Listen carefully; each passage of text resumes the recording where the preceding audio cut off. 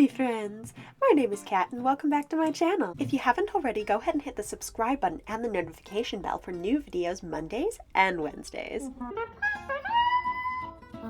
Alrighty, time to get started. Today we will be doing a 60s inspired aquamarine mod look, and I will be just taking you through how I personally do my makeup as an oil painter.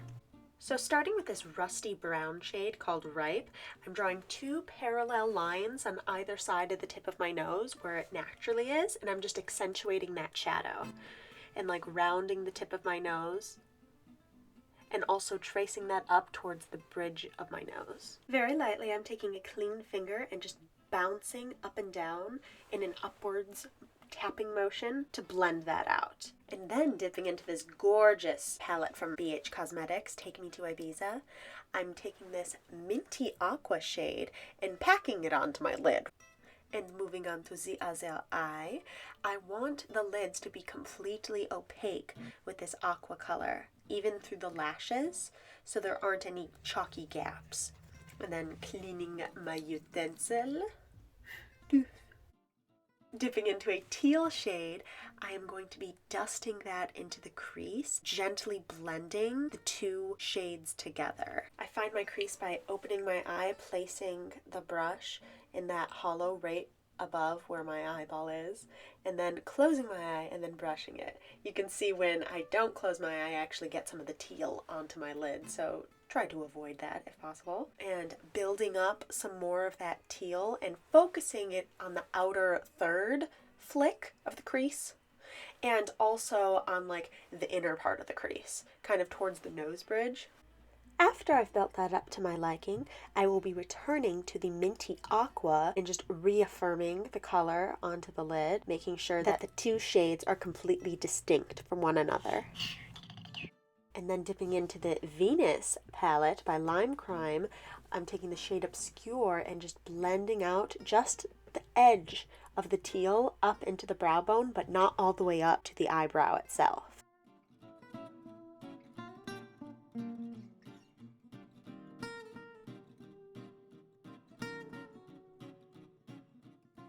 Taking my trusted fingy, I will be dipping into the shade Radiant, and that shade I will be applying all the way up to the eyebrow and also in the inner corner. Dipping back into Obscurity over the same area where we applied Obscure before. This time I want it to be a defined line that follows the curvature of my crease. I'm also dragging that line in to meet where the contour is at the top of the bridge of the nose.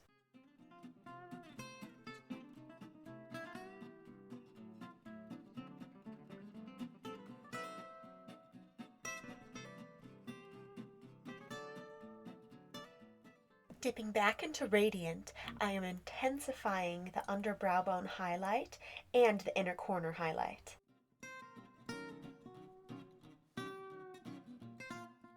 I really don't know why I can't get through my makeup without schwitzing, at least in some fashion. I'm also dragging that inner corner highlight slightly under my eye, onto that little under eye bag, and also bringing that color onto the lid, joining that minty aqua from before with Radiant. Now we'll be tracing the crease with the teal, following flicking up towards the outer part of the brow, and just darkening the deepest areas of the crease, near the bridge of the nose and the outer flick.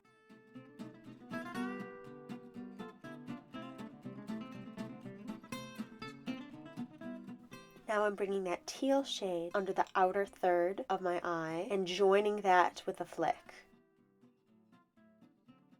And then taking this super white glitter shade, it's not the most pigmented, so I was able to use it a little bit more with my finger, but it was really more of like a layering thing just to get the kind of shade that I wanted, a little bit more of a bright aqua to draw attention to the center of the lid. But I'm also adding that because it adds brightness to the inner corners and beneath my brow bone. Taking our minty aqua friend, we are going to add that to the center third of the lower eyelid, and then taking Obscure and adding that as the transition shade between Radiant and the white glitter into the minty aqua. Didn't mind me and just wiping out the fallout. Alright, this is how she's shaping up. Pretty decent. Still got some work to go. And Eyeliner time! This is my most favorite one. So I didn't appreciate her when I first got her, but then when I had other eyeliners, it made me realize how beautiful this one was to me.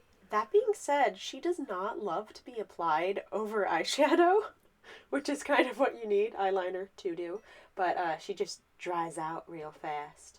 But I get pretty creative, as you'll see in a moment. I always like to start with actually lining the lash line and then drawing out a line and then meeting that angle and filling it in, as I'm doing right now. That is made a little bit difficult when it is not properly moist. Look, licking your eyeliner, it's not recommended, but I did it, and you know what? It was worth it. She went like butter. When you've seen one eye, you've seen them all, so I'm just gonna kind of speed through this boy. I got lucky the first time, but I paid the price this time. Not tasty.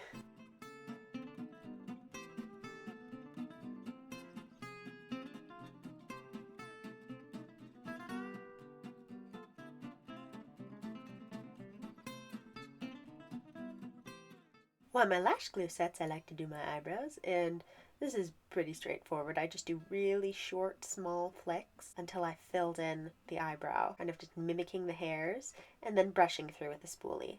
Doing that on both sides, defining the front and also the tail. The only danger of multitasking when you're me is forgetting what you're doing. And I completely forgot about my lashes, so the glue was a little dry, but I shoved them on anyway.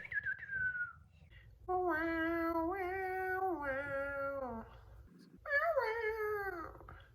Wow, wow, wow. Wow.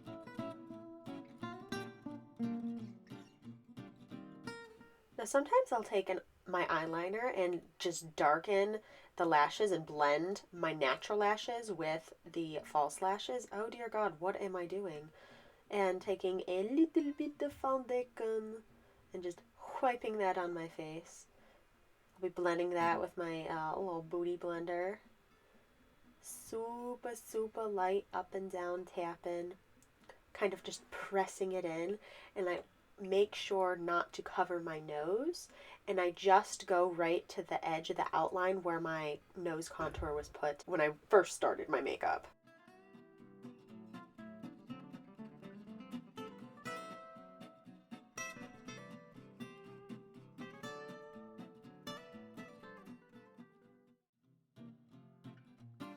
Just applying a little bit of concealer, and then I will be using my fingy and a rat-a-tat, tapping it all in. I find my finger leaves a better finish, and she just looks nicer. There's just no competition. I'm taking a clear, loose powder that is very lightweight, and I'm pressing that under my eyes and underneath the contour under my cheekbones. Basically anywhere that I want to highlight. I'm also pressing that a little bit on my nose to diffuse the contour line. And then dipping into Ripe, which is a really gross name for a shade.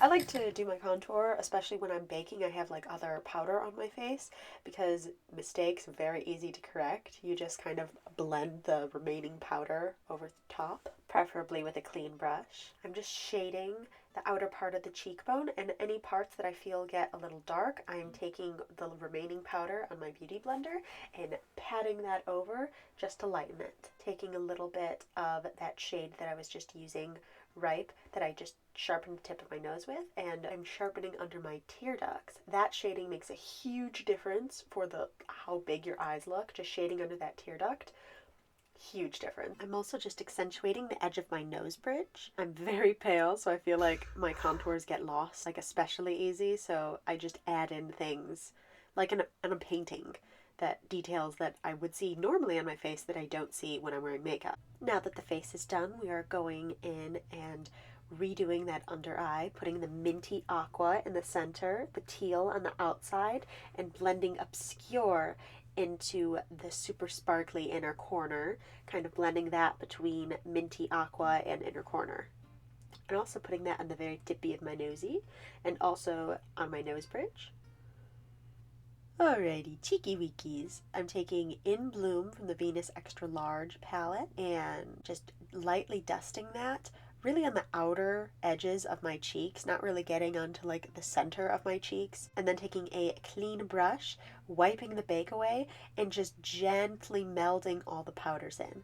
And then taking Obscure and then patting that onto my cheekbones as to not disturb any of the makeup underneath. I really wanted to tie in like the light metallic pastel green, so I'm using it as a highlight all over my face, just kind of giving myself a greenish tone, but you know, in like the nicest way possible. So I'm also just dashing that like a little bit on the upper lip, the cupid's bow, a little bit on my chin, and also on the bottom of my jaw, just to catch the light when I turn my head. And then taking Radiant and popping that on the very tops of the cheekbones and blending that upwards towards the temple. Not as to disturb the lovely elongated winged eyeliner that we have, but just underneath it to almost highlight the sharpness. So I'm layering these shimmer colors in a gradient to create depth. And then taking a clean brush, I am not swiping at all, I'm just patting so all of the pigments and powders lay flat. And then taking this ColourPop highlight in the shade Hi Ho, I am strengthening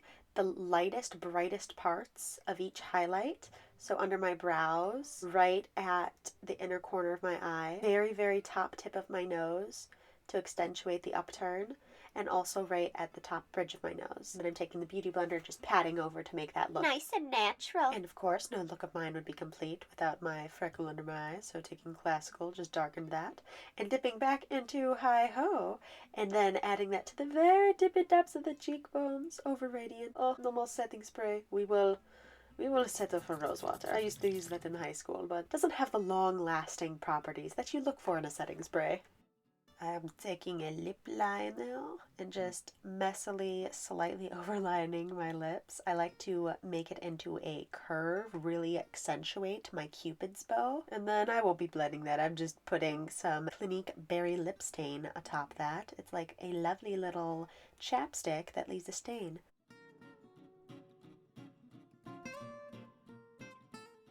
Alrighty, and here's the finished look. Thank you so much for watching. It really means the world, and if you enjoyed this video, leave a like and a comment. There will be a new installment of Twisted Tales on Monday, so stay tuned for that and new weekly makeup tutorials. Also, keep a lookout for some new content talking about my multiple chronic illnesses and dealing with life after a severe concussion, especially as a music student. Thank you so much. I appreciate you. Toodles!